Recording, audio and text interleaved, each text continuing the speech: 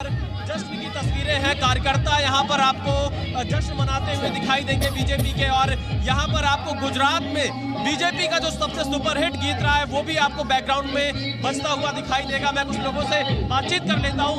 क्या उम्मीद लग रही है? 140 तक दिखाई दे रही है बीजेपी रुझानों में। बिल्कुल बिल्कुल, गुजरात और भाजपा एक है। ये नरेंद्र मोदी और गुजरात की जनता की जीत है, ये भरोसे की सरकार की जीत है। 27 साल की भाजपा एक है। क्या कहना चाहेंगे? बीजेपी को बड़ी लीड मिलती हुई दिखाई दे रही है। हमारे देश का आज का चुनाव परिणाम आने वाले 25 वर्षों की राजनीति की दशा और दिशा तय करेगा। यह चुनाव परिणाम देश तोड़ने वाले और देश जोड़ने वाले के बीच की लड़ाई है। जोड़ने वाले और तोड़ने वालों को डिसाइड करने वाला चुनाव है। ये लोग यहाँ पर बता रहे हैं। तस्वीरें देखिए, धीरे धीरे जैसे जैसे यहाँ के शुरुआती रुझान नतीजों की तरफ बढ़ते हुए दिखाई दे रहे हैं। बीजेपी के तमाम कार्यकर्ता नेता गांधीनगर कम नतीजे के किनारे पर पहुंच रहे हैं। आपसे थोड़ी देर पहले मैंने तस्वीरें देखी। क्या आप स्टैंड अप इंडिया योजना के तहत 1 करोड़ का लोन लेकर अपना खुद का बिजनेस शुरू करना चाहते हैं? तो फ्रीडम ऐप को डाउनलोड करें और इसकी पूरी जानकारी अभी प्राप्त करें। यहाँ पर ढोल नगाड़े भी मंगाए गए, यानी बीजेपी पूरी तरह से आश्वस्त है कि वो अपने पुराने रिकॉर्ड गुजरात में तोड़ने जा रही है। ठीक, तो ये जश्न की तस्वीरें हम लगातार अपने दर्शकों को दिखा रहे हैं। प्रदीप कौशल जी, अभी 1 घंटे 30 मिनट करीब 90 मिनट्स की काउंटिंग हुई है। अभी थोड़ी देर पहले प्रियंका जी कह रही थी 2 प्रीमेच्योर 2 अर्ली ट्रेंड्स हैं। आप ये 90 मिनट्स में जो जश्न की तस्वीरें आई हैं, क्या कहेंगे आप पर? पार्टी की प्रवक्ता है, ऐसा करना बनता है। और जाहिर है अभी काउंटिंग शुरुआती दौर में है, तो वो पहले से ही हार कैसे अपनी घोषित कर दें, क्योंकि हमने देखा था एक बार इसी प्रकार से हरीश रावत जी अपनी हार स्वीकार कर गए थे और पार्टी जीत गई थी। तो काफ़ी इस बात को लेकर के लोगों ने उनका मजाक उड़ाया। तो पार्टी प्रवक्ताओं के अपने दायित्व हैं और उनकी विवशता है, लेकिन कुछ भी अप्रत्याशित नहीं है इसमें जो भाजपा की जीत है। अभी जिक्र हो रहा था, कांग्रेस के प्रवक्ता कह रहे थे कि ओवैसी भाजपा की बी टीम है, लेकिन मुझे लगता है कि ये थोड़ा सा बढ़ा चढ़ाकर बताया गया है। उनके कुल 14 प्रत्याशी थे, उनमें से एक प्रत्याशी को कांग्रेस ने अपनी तरफ खींच लिया, वो दल छोड़ गए। बाकी जो 13 बचे उनमें से 2 हिंदू उम्मीदवार हैं।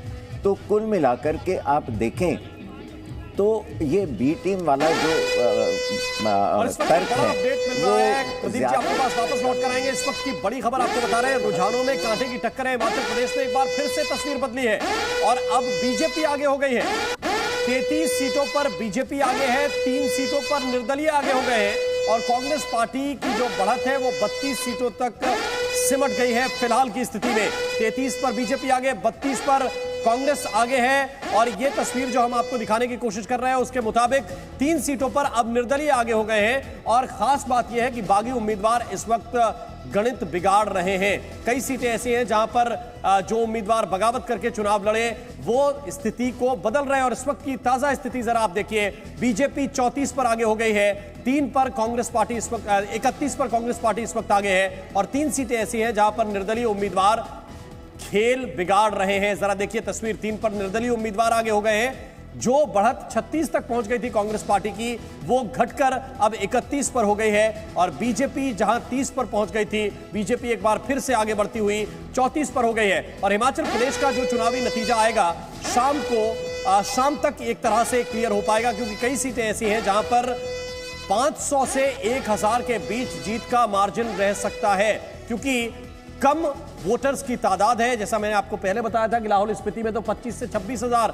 कुल मिलाकर मतदाता हैं और वहां पर 2 पार्टियों के बीच सीधा मुकाबला और जो अन्य उम्मीदवार लड़ रहे हैं, यानी कि मुकाबला बड़ा कांटे का है। और कुछ ही वोट के अंतर से ये कैंडिडेट हारेंगे या जीतेंगे, इसलिए ये आंकड़े कई बार लगातार बदल रहे हैं। इस वक्त की स्थिति विधानसभा के अंदर ऐसी हो सकती है। 34 पर बीजेपी आगे है, 31 पर कांग्रेस और 3 पर अन्य दल। इन सबके बीच गुजरात में लगातार जश्न अलग अलग जगहों पर मनाया जा रहा है। तस्वीरें एक बार फिर से आपके सामने, अदिति। और कई खास मेहमान लगातार हमारे साथ हैं। पॉलिटिकल एनालिस्ट इन इलेक्शंस को, इन ट्रेंड्स को कैसे ले रहे हैं वो हम आप तक लगातार पहुंचा रहे हैं। नितिन एम जी, यहाँ पर हम देख रहे हैं गुजरात में एकदम वन साइडेड कॉन्टेस्ट ये, और जश्न की तस्वीरें भी आनी शुरू हो गई हैं यहाँ पर। ये थोड़ी देर पहले जो दूसरी पार्टियों के प्रवक्ता थे वो कह रहे थोड़ा और इंतजार करना चाहिए, लेकिन इस सेलिब्रेशन को आप कैसे देखते हैं?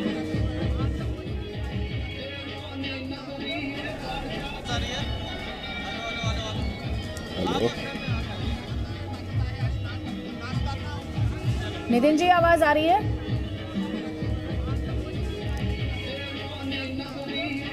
आती आप बात पूरी करो।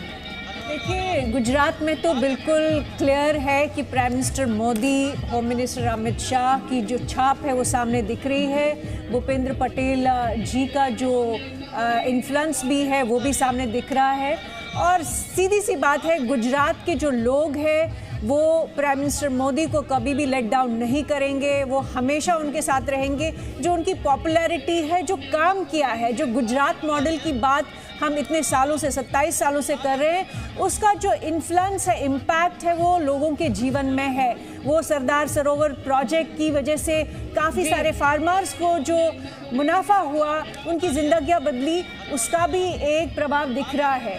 तीसरी बात ये कि कांग्रेस और आम आदमी पार्टी बेशक वो बहुत संघर्ष कर रहे हैं, लेकिन उनके लिए गुजरात में कोई इशू नहीं है, कुछ बोलने के लिए है नहीं। आम आदमी पार्टी चाहे कुछ भी कर ले, वो गदावी जी को लाएं, किसी को लाएं, लेकिन इश्यूज नहीं है गुजरात में।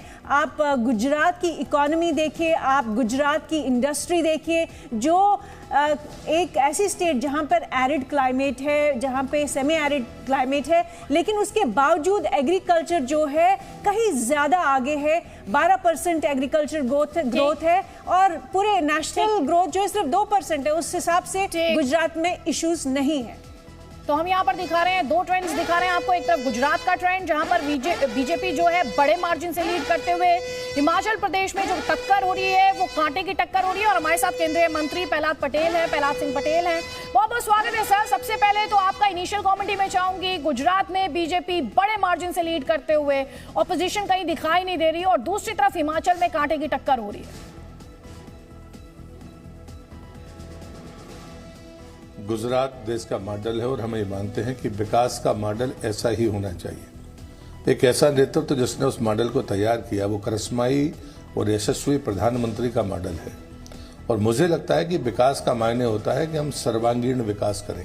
दूसरी तरफ मैं ये मानता हूं कि जिस प्रकार से वहाँ संगठनात्मक कार्य प्रणाली है, जिस भरोसे के साथ और जिम्मेदारी के साथ वहाँ के कार्यकर्ता और नेता काम करते हैं, वो दोनों का जो सामंजस्य है वही आदर्श व्यवस्था है जो इतिहास रचने की तरफ आगे बढ़ रही है। और मैं मानता हूं कि भारतीय जनता पार्टी स्वयं के रिकॉर्ड तोड़ते हुए आगे बढ़ रही है। इस बात के लिए देश के यशस्वी प्रधानमंत्री का अभिनंदन, गुजरात के भारतीय जनता पार्टी के प्रत्येक कार्यकर्ता का और वहां के मतदाताओं का अभी पूरे गर्व के साथ मैं उनका धन्यवाद करता हूं और आभार व्यक्त करता हूं।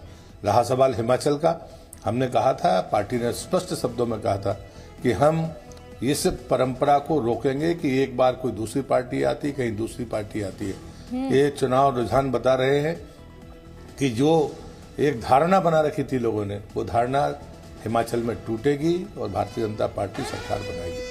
ठीक, आप ये ब्रांड मोदी के बारे में बात हो रही है, लेकिन प्रहलाद जी, एक और बात जो सामने आ रही है कि बीजेपी प्राइम मिनिस्टर मोदी पर ही डिपेंड करती है। अगर प्रधानमंत्री ना हो, मोदी है तो ही मुमकिन है।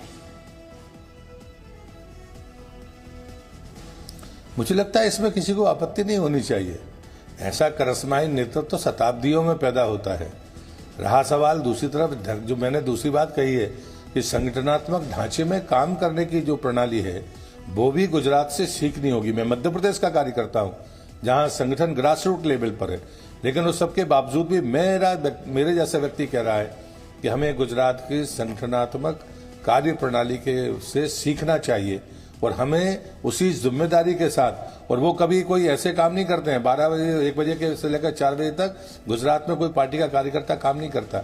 वो उनकी दैनंदिनी नहीं बदलते, वो अपने व्यापार के कार्यक्रमों को नहीं बदलते और उसके बाद में पार्टी के कार्यक्रमों को जिम्मेदारी के साथ पूरा करते हैं। ये भी तो अहम बात है। नेतृत्व के बारे में तो कोई क्वेश्चन मार्क होना नहीं चाहिए। पूरी दुनिया जिस नेतृत्व को मान रही है उस पर ये सवाल खड़े ही नहीं होने चाहिए। नहीं, सवाल खड़े होने की तो बात ही नहीं है। ब्रांड मोदी की तारीफ हर कोई कर रहा है और सिर्फ भारत नहीं, विदेशों में भी प्राइम मिनिस्टर की जो लीडरशिप है उसे सराहा गया है। लेकिन जो बीजेपी की डिपेंडेंसी है उस कॉन्टेक्स्ट में सवाल था। और यहाँ पर जो अर्ली ट्रेंड्स हैं जो कि दर्शक लगातार देख पा रहे हैं प्रहलाद जी, उसमें जो 2/3 मेजोरिटी की बात बीजेपी लगातार कर रही थी, टॉप लीडरशिप जो बार बार कर रही थी, उस दिशा में इन ट्रेंड्स के मुताबिक ये ट्रेंड्स हैं, नतीजे नहीं है।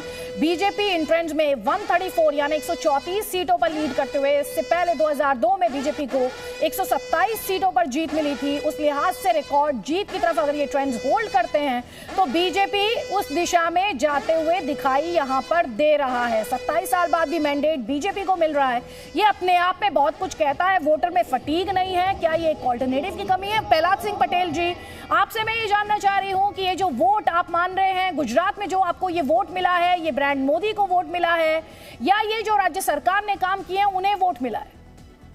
क्या आप स्टैंड अप इंडिया योजना के तहत 1 करोड़ का लोन लेकर अपना खुद का बिजनेस शुरू करना चाहते हैं? तो फ्रीडम ऐप को डाउनलोड करें और इसकी पूरी जानकारी अभी प्राप्त करें।